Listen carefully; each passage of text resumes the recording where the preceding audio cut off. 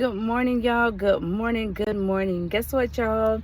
It is Wednesday. Some of y'all probably like, duh. But yeah, but Wednesday, guess what that means? That means we have made it halfway through this week. Hump Day is Worship Wednesday.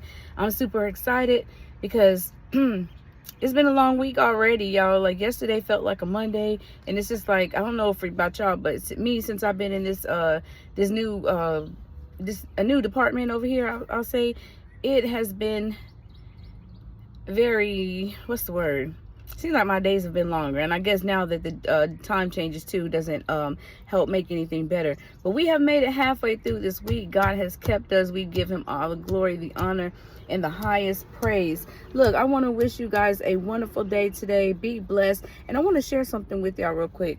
And I hope she don't get mad, but I just want to use this as a transparent and understanding moment. I was on social media yesterday, and I read where my friend's son was missing, but he wasn't like harmed or anything like that. She just didn't know where he was. She reached out to social media. And you know how they post, the information and get it out so that if somebody knows, they can look out. It takes a village. So, we can connect like that.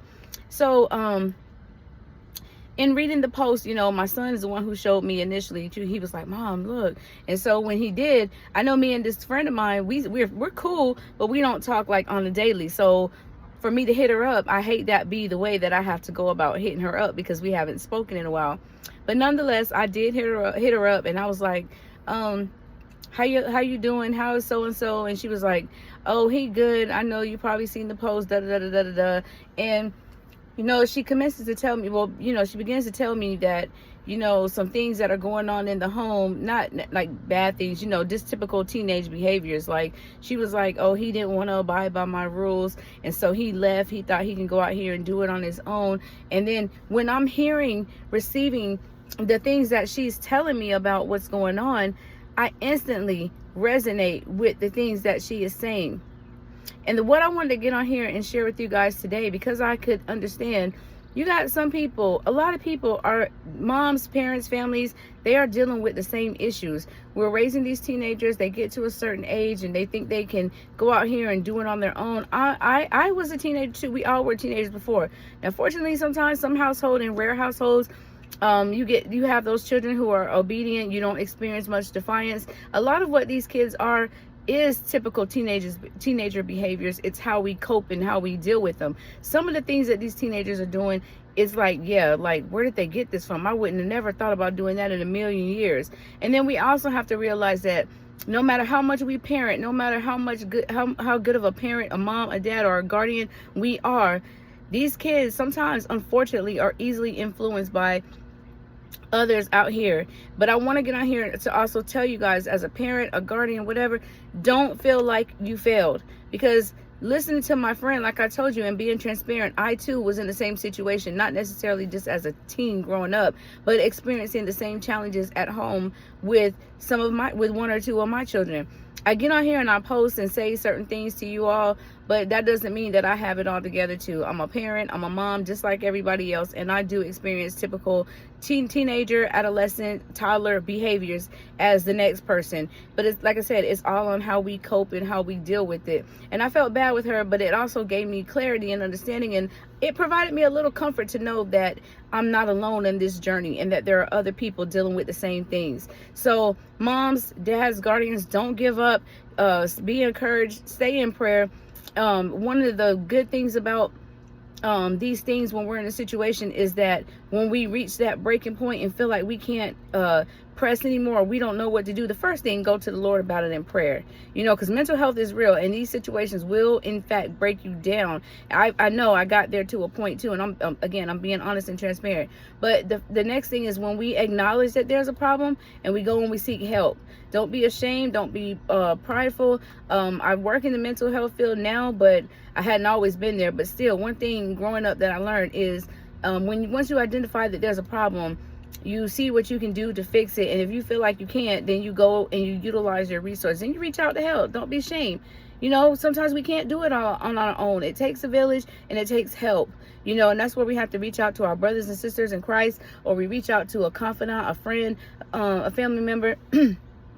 And it's also important to find someone that we can confide in, because sometimes we reach out to people and their best intention isn't to help us. They want to see us fail. They want to get in our business and put our business out there. And that sometimes, I know, that deters you guys from, or us, I'll say us, it deters us from wanting to confide and put people in our business, because we're worried about who can we tell, who can we trust, who's going to have time for us to listen.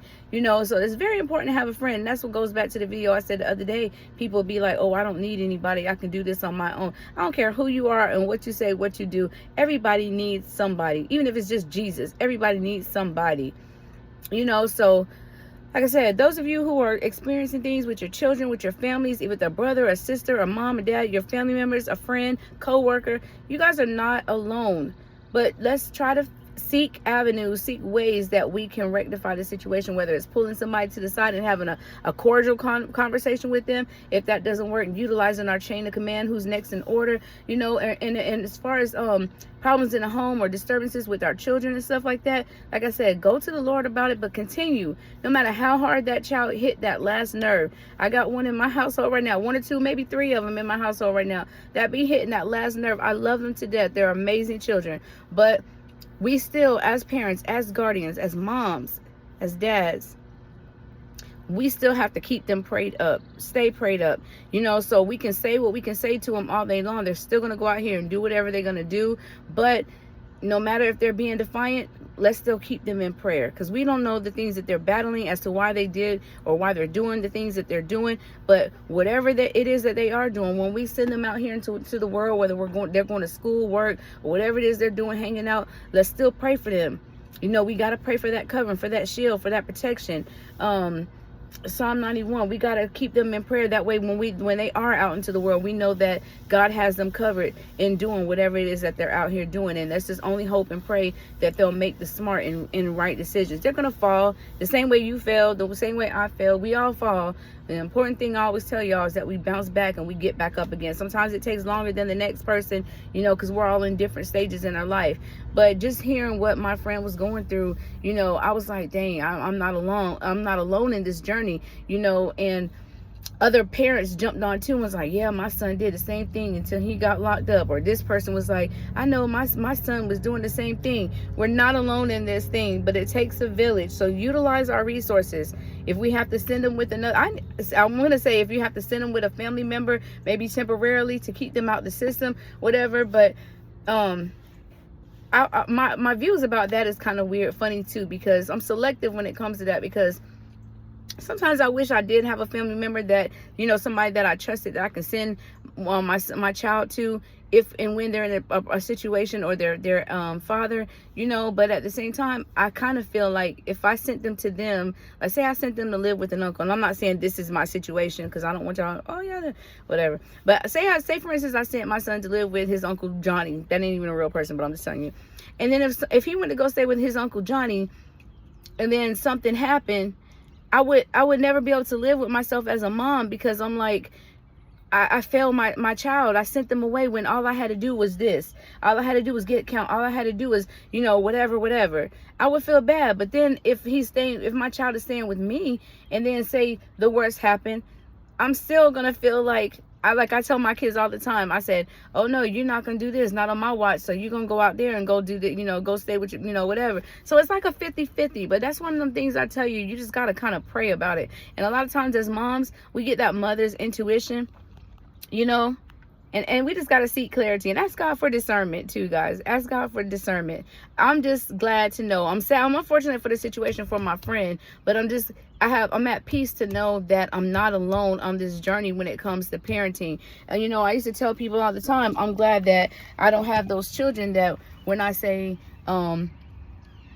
oh, you're not going outside, they don't sneak outside. There's other kids who, when their parents are at work, they run the street, they go do this and they go do that, and unfortunately, I'm not knocking the parents who give their children that leeway. I'm just fortunate that I can trust my children enough so far. I mean, children will underestimate you, children can be defiant, but I'm just fortunate enough that my children don't do that, and unfortunately, they don't really have much of an outlet, because now the situation that I'm in, I work a lot, between work, school, and being tired all the time. I don't really allow them a lot of opportunity to be out when I'm not home.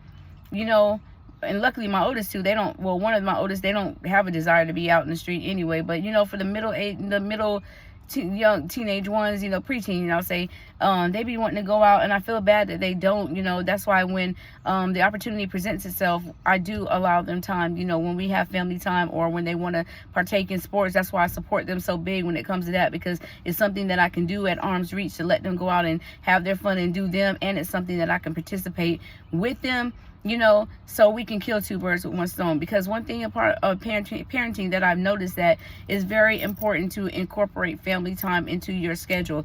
We have to be in tune with our children. I was watching on the news this morning. I'm not going to be before you long. I'm about to wrap this up. I was watching on the news this morning that there was this 47-year-old man, I think, 47-year-old man. Check the time because I got to get in here. And he was reaching out to, and you see and hear about this all the time, but he was reaching out to a girl who was what, 11 or 12, and I instantly thought, oh my God, I got a baby girl in the house, you know, and she wants to be on social media so bad, but you know, I limit what she does, and our phones are connected, so I'm tracking, but I'm bound to miss something. But one thing I have on all my children's phone, even my oldest ones, I have their locations, and I have her location.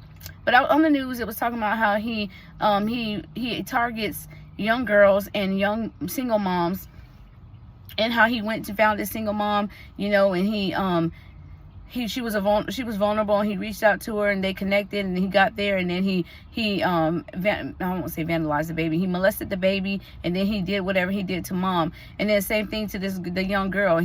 Oh yeah, I can get you a bunch of Roblox, or what is it, he was in tune with whatever she was into, and then that's how he lured her in, and then he came to the home while the parents were at work, so and he did whatever he did to her. It was very explicit, but they talked about it on the news this morning. So I already know y'all know this already, but please make sure, one of the things too is that we're being in tune with our children, making sure we're knowing their location, having backup numbers, having their friends' numbers, being connected with their friends' parents. That's something I try to do too. You know, just be in tune. That's why I try to get into their friends and knowing who their friends are. Also, you know, I'm very in tune with who's who. Like, and if I don't know the friend, then you know, unfortunately, no, we can't do this. You know, and I try to get to know their friends, and I put a face with a name and all that. But it's still so much of that going on. Trafficking is going on, all that stuff. So please. I mean, I know y'all know it already, but just to reiterate, you know, somebody needs to hear this on today. And if you know somebody who could benefit from the video, most definitely share pass along the video. But just make sure that we're in tune with our children, because like I said, it's very important to incorporate family time. And if you're somebody like myself who have multiple children, it's hard to do. But one thing that I try my best to do is get that family time in as a whole. We spend time as a family, and then we have to pull them individually. It's hard, but it's very important, and it's well worth it. Pull them aside as an individual. Having multiple children can be hard, but I do manage. Even if it's on a Monday, I might get two and pull one to the side. I might go out and hoop with this one, and while we're hooping, we're having a conversation. One might be at this table doing homework. I go with that one, and then checking in with the homework. You know, and it could be overwhelming, especially if you're a single parent. You know, it could be overwhelming, but I promise you, it's well worth it than to be in another type of situation and not know what's going on with your children at all. And make them feel like they can come to you and talk to you. You know, make sure we have that open line of communication so that they do feel comfortable to trust us and feel and come talk to us about those important conversations that we need to have with them.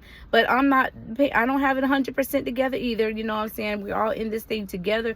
We life together. We network together. We communicate together. We share resources together. And that's basically what this channel is about. You know, being in tune with each other, providing resources for each other, and serving God at the same time. Ways that we can serve God and still have fun and live our life without feeling overwhelmed or feeling ridiculed or judged, and also just connecting with everybody in the community and being a village. So with all that said, I love you guys. God loves you more. Remember, let's connect with our kids and be mindful of our mental health and their mental health, because mental health is real. And I encourage you all. I encourage my children. I encourage everyone. If you are allotted the opportunity, take a mental health day. I don't know what y'all pockets look like. You know, I know everybody got bills, and as far as you young adults or kids in school, I know attendance is very, very important. I'm big on that too, but so is your mental health. So if we're having moments, and children, young adults, if y'all are watching, y'all are in school and you're having breaking moments, someone getting to you, or life is just lifing, schoolwork is just getting a little overwhelming, you know, in the school is right around the corner, go to your parents or go to your counselor or teacher and just tell them you need one day, like a mental health day.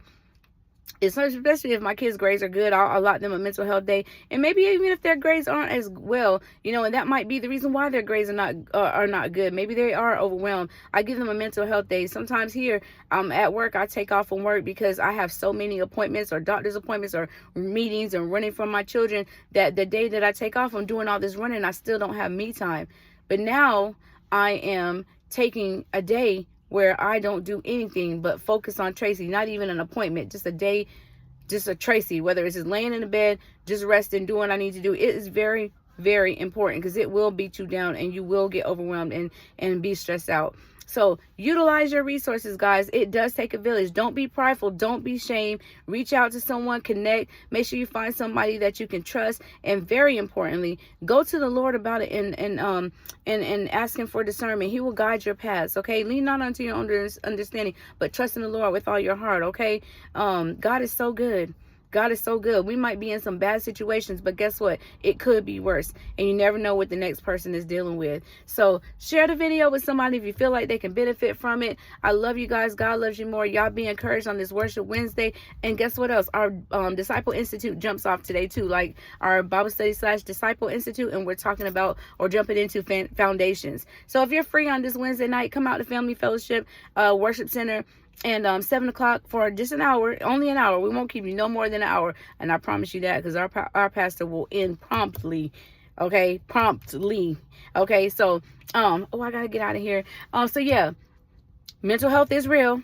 Check in with your people. Check in with your people. Love on somebody today. You know, check in on somebody. Send a text message. Hello, hey, how you doing? Tell somebody you love them on today. Be a blessing to somebody. And if you're free tonight at 7, come out. We're not going to do anything funny, strange. You don't have to stand up before anybody and do all that extra stuff. We just want to see you. We just want to pray for you, love on you, and worship with you. Okay? Is that okay?